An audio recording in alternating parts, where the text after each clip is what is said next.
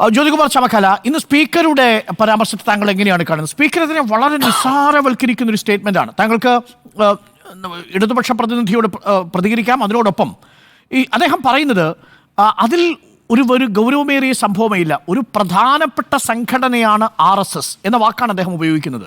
ഒരു പ്രധാനപ്പെട്ട സംഘടനയാണ്. രണ്ട്, അത്തരമൊരു കൂടിക്കാഴ്ചയിൽ വലിയ ഗൗരവമേറിയ വിഷയമൊന്നുമില്ല എന്നുള്ളതാണ്.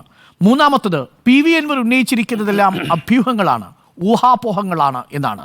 യഥാർത്ഥത്തിൽ മുഖ്യമന്ത്രിയുടെ മൗനത്തിന് കവചം തീർക്കുകയാണോ സ്പീക്കർ? ഒരു ഭാഗത്ത് പാർട്ടി സെക്രട്ടറിക്ക് അതൃപ്തി. എന്താണ് മനസ്സിലാക്കേണ്ടത് ജ്യോതികുമാർ ചമക്കല? അരുൺകുമാറെ, ഈ സ്പീക്കറുടെ ഈ സ്റ്റേറ്റ്മെൻറ്റിന് മറുപടിയായിട്ട് എനിക്ക് ഒറ്റ വാചകമേ താങ്കളുടെ ആർച്ചീവ്സിൽ നോക്കിയിട്ട് അല്ലെങ്കിൽ PCR പറഞ്ഞിട്ടൊന്ന് എടുക്കണം. ഗവർണർ മോഹൻ ഭാഗവതിനെ, RSSന്റെ ചീഫ് മോഹൻ ഭാഗവതിനെ തൃശ്ശൂരിലെ ഒരു വീട്ടിൽ പോയി കണ്ടപ്പോൾ ശ്രീ AK ബാലൻ ഈ ഗവർണർക്ക് എതിരായിട്ടൊരു സ്റ്റേറ്റ്മെൻറ്റ് നടത്തിയിട്ടുണ്ട്. ഏറ്റവും ആപ്റ്റായിട്ടുള്ള മറുപടി അതിലുണ്ട്. അദ്ദേഹം പറഞ്ഞിട്ടുള്ളത് ഗവർണറുടെ പദവിയെ ദുരുപയോഗം ചെയ്തുകൊണ്ടാണ് പോയിട്ടുള്ളത് എന്നതുൾപ്പെടെയുള്ള ആ ഒരു ഭാഗം ഇപ്പോൾ താങ്കളൊന്ന് PCR പറഞ്ഞിട്ട് ഒന്ന് പ്ലേ ചെയ്യാൻ പറയണം. അതിലുണ്ട് സ്പീക്കർക്കെതിരായിട്ടുള്ള സ്പീക്കർ എന്ന് പറഞ്ഞതിലുള്ള മറുപടി AK ബാലൻ കൊടുക്കുന്നുണ്ട്. അത് കേൾക്കുമ്പോൾ പബ്ലിക്കിന് മനസ്സിലാവും. ഒന്ന്. രണ്ടാമത്തേത്, ഇവിടെ ഇടതുപക്ഷത്തിൻ്റെ ഞാൻ അതുകൊണ്ട് അവസാനിപ്പിക്കുകയാണ്. കാരണം AK ബാലൻ പറഞ്ഞാൽ അതിനപ്പുറത്തേക്കില്ലല്ലോ, കേന്ദ്ര കമ്മിറ്റി അംഗം കൂടിയാണല്ലോ. ഇവിടെ ഇടതുപക്ഷത്തിൻ്റെ പ്രതിനിധി പറഞ്ഞത് സുഖമില്ലാത്തതുകൊണ്ടാണ് EP ജയരാജൻ വീട്ടിൽ വിശ്രമിക്കുന്നതെന്നാണ്. അദ്ദേഹം എന്തിനാണ് ഇവിടുന്ന് പണങ്ങിപ്പോയതെന്നും അദ്ദേഹത്തിന് എന്തിനാണ് പുറത്താക്കിയതെന്നും അദ്ദേഹത്തെ LDF കൺവീനർ സ്ഥാനത്ത് മാറ്റുമെന്ന് അറിഞ്ഞുകൊണ്ടാണ് അദ്ദേഹം നാട് വിട്ടുപോയതെന്നും ഒക്കെ നമുക്കറിയാം. തിരുവനന്തപുരം വിട്ടുപോയതെന്നും ഒക്കെ നമുക്കറിയാം. അങ്ങനെ പോയിട്ടും അവിടെയാണ് നമുക്ക് പ്രസക്തമാകുന്നത്. അവിടെ EP ജയരാജന് ഒരു നീതി, ഇവിടെ എന്താ പറയുന്നത് MR അജിത് കുമാറിന് മറ്റൊരു നീതി. അരുൺകുമാറെ, മറ്റൊരു കാര്യം ഓർക്കുന്നുണ്ടോ താങ്കൾ? പണ്ട് UDFന്റെ മന്ത്രിയായിരുന്ന ശ്രീ ഷിബു ബേബി ജോൺ ശ്രീ നരേന്ദ്രമോദിയെ കൂടിക്കാഴ്ച നടത്തിയതിൻ്റെ പേരിൽ, പരസ്യമായിട്ടാണേ കൂടിക്കാഴ്ച നടത്തിയതിൻ്റെ പേരിൽ ഈ സംസ്ഥാനത്ത് സമരം ചെയ്ത പ്രസ്ഥാനത്തിൻ്റെ പേരാണ് CPM. സംസ്ഥാനത്ത് സമരം ചെയ്ത പാർട്ടിയുടെ പേരാണ് CPM. നിഷേധിക്കാൻ കഴിയും അരുൺകുമാർ? അരുൺകുമാർ അന്ന് മാധ്യമരംഗത്തുണ്ടല്ലോ. ഇനി മോഡിയെ കണ്ടതിൽ എൻ്റെ സർക്കാർ വേറെ പാർട്ടി വേറെ എന്നാണ് ഇടതുപക്ഷത്തിൻ്റെ പ്രതിനിധി പറയുന്നത്. സർക്കാർ വേറെ പാർട്ടി വേറെ എന്നല്ലല്ലോ നിങ്ങൾ പറഞ്ഞുകൊണ്ടിരുന്നത്. നിങ്ങളുടെ നയപരമായ പ്രകടന പത്രിക മുന്നോട്ട് വെച്ചിട്ടുള്ളത് LDF അല്ലേ? LDF മുന്നോട്ട് വെച്ചിട്ടുള്ള പ്രകടന പത്രികയുടെ അടിസ്ഥാനത്തിലല്ലേ വോട്ട് മേടിച്ചിട്ടുള്ളത്? അതിൻ്റെ അടിസ്ഥാനത്തിലല്ലേ അധികാരത്തിൽ വന്നിട്ടുള്ളത്? അപ്പോൾ LDF പറയുന്നതനുസരിച്ചല്ലേ ഭരണം ഉണ്ടാകേണ്ടത്? അങ്ങനെയാണല്ലോ എല്ലാ മുന്നണിയിലും LDF ആയാലും UDF ആയാലും ഉണ്ടാകുക. അതൊക്കെ എന്തിനാണ് ദുർവ്യാഖ്യാനം ചെയ്യുന്നത്?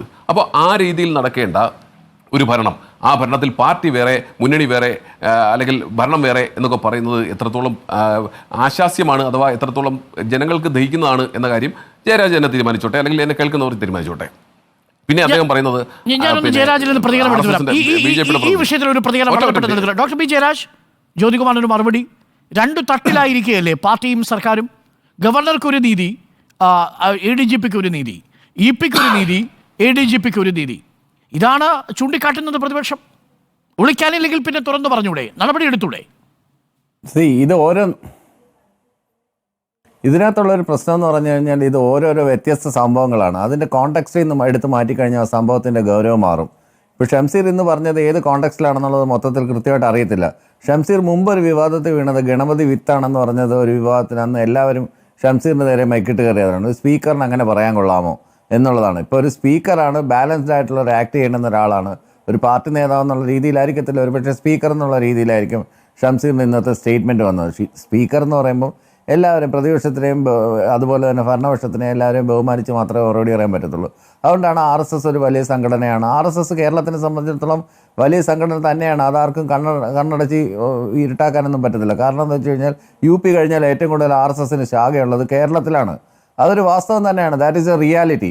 അതുപോലെ തന്നെ RSS പോലെ തന്നെയാണ് RSSനെ എങ്ങനെയാണ് കാണുന്നത്, അതുപോലെ തന്നെയാണ് ജമാഅത്തെ ഇസ്ലാമിയെയും CPIയും കാണുന്നത്. ഇത് തമ്മിൽ യാതൊരു വ്യത്യാസവും, ഒന്ന് ഭൂരിപക്ഷ വർഗീയതയാണെങ്കിൽ ഒന്ന് ന്യൂനപക്ഷ വർഗീയത.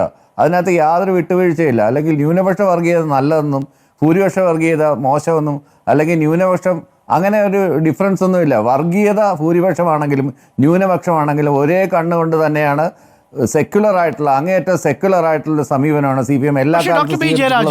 അതിനകത്ത് ഒരു യൂണിഫോം സിവിൽ കോഡാണെങ്കിലും ഈ വിഷയങ്ങളിലെല്ലാം വലിയ ആവേശത്തോടു കൂടി തെരഞ്ഞെടുപ്പ് കാലത്ത് ഇറങ്ങിപ്പുറപ്പെട്ട CPM-ലെ ആ സർക്കാരിൻ്റെ ADGP RSSന്റെ നേതാക്കളുമായി കൂടിയാലോചന നടത്തുകയും അതുമായി ബന്ധപ്പെട്ട് പ്രവർത്തിക്കുകയും ചെയ്തിരുന്നു എന്ന തരത്തിലുള്ള വ്യാഖ്യാനങ്ങൾ വരുമ്പോൾ സ്വാഭാവികമായും നിങ്ങളെ വിശ്വസിച്ചിരുന്നൊരു ന്യൂനപക്ഷ വിഭാഗമുണ്ട്. അവരിവിടെ അരക്ഷിതരാണ്. RSSുമായുള്ള ഏത് കൂടിയാലോചനയും ന്യൂനപക്ഷങ്ങൾക്കിടയിൽ ഒരു വലിയ ഭയമുണ്ടാക്കുന്നു എന്നത് വാസ്തവമല്ലേ? നേരത്തെ സ്പീക്കർ 2024 പത്തനംതിട്ടയിൽ നടത്തിയ പ്രസംഗം ഞാൻ 7 മണിയുടെ ചർച്ചയ്ക്ക് തൊട്ട് മുമ്പ് കാണിച്ചിരുന്നു. അന്ന് അദ്ദേഹം പറയുന്നത് എന്താ? RSS ഏതെങ്കിലും സ്ഥലത്തുണ്ടെങ്കിൽ അവിടെ ന്യൂനപക്ഷം ഭയപ്പാടിലാണ് എന്നാണ്. അപ്പോൾ RSSന്റെ കേന്ദ്രത്തിൽ, RSSന്റെ ക്യാമ്പിൽ പോയി ADGP കണ്ടാൽ ആ ADGP ക്രമസമാധാനം നിർവഹിക്കുന്ന സംസ്ഥാനത്തെ ന്യൂനപക്ഷവും സ്വാഭാവികമായി ഭയപ്പെട്ടു പോകില്ലേ ഡോക്ടർ ബി ജയരാജ്? തീർച്ചയായും ഭയപ്പാടുകളുണ്ടാവും. കാര്യം കേരളത്തിലെ എന്നല്ല, ഇന്ത്യയിലെ മുഴുവൻ ന്യൂനപക്ഷങ്ങളും ഭയപ്പാടിലാണ്. കാരണം ഒരു ഭൂരിപക്ഷ വർഗീയ പാർട്ടി ഭരിക്കുന്നത് കൊണ്ട്, തീർച്ചയായിട്ടും NDA മുന്നണി ഭരിക്കുന്നതുകൊണ്ട് തന്നെ ന്യൂനപക്ഷക്കാർ വളരെയധികം ഭയപ്പാടിലാണ്.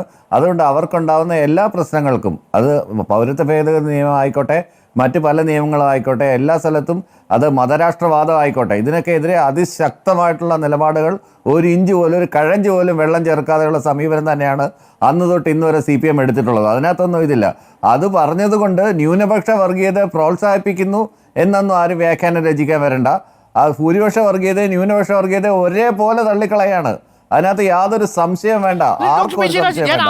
ഒരാളെ തലോടലും ഒരാൾക്ക് തല്ലും അങ്ങനെയൊന്നുമില്ല. ഒരുപോലെ തന്നെയാണ്. പിന്നെ നിലപാടിനോടൊപ്പമാണോ അതല്ല ഷംസീറിന്റെ നിലപാടിനോടൊപ്പമാണോ മുഖ്യമന്ത്രിയുടെ നിലപാടിനോടൊപ്പമാണോ? നാല് നിലപാടാണെന്നേ. CPIക്ക് കാര്യങ്ങൾ വ്യക്തമാവണം. CPMന് പാർട്ടിക്ക് അതൃപ്തി. ഷംസീറിനെ സംബന്ധിച്ച് അസാധാരണമായ ഒന്നുമില്ല, അത് കാര്യമാക്കേണ്ടതില്ല. മുഖ്യമന്ത്രിക്ക് മൗനം. താങ്കൾ ഇതിൽ ഏത് ഭാഗത്താണ്? ഇടത് മുന്നണിയാ? 4 നിലപാടാ? തീർച്ചയായിട്ടും ഇതിനെക്കുറിച്ചൊരു അതായത് ഇതൊരു അട്ടർ കൺഫ്യൂഷൻ ആയിട്ടുള്ളൊരു സ്റ്റേജാണ്. ആ സ്റ്റേജിൽ എന്തായാലും ഒരു കമ്മ്യൂണിക്കെ ഉണ്ടാവും. പാർട്ടിയുടെ തന്നെ ഒരു വിശദീകരണക്കുറിപ്പ്, വളരെ ഡീറ്റെയിൽ ആയിട്ടുള്ള വിശദീകരണക്കുറിപ്പ്, ഈ മുഴുവൻ വിഷയങ്ങളെക്കുറിച്ചും കൃത്യമായിട്ടുള്ള